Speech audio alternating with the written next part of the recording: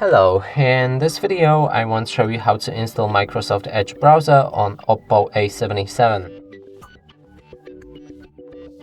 To do this, we'll need to open a Google Play Store. Now let's find Microsoft Edge.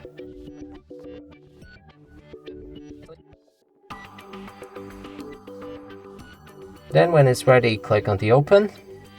Here we can sign in to turn on synchronization between other Microsoft Edge using devices. I'm gonna skip it.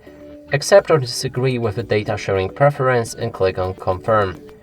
Lastly, set Microsoft Edge as a default browser. Open any website, and as you can see, it works fine. And that's it for this video. Hope you like it. Please consider subscribing to our channel, leave a like and a comment below.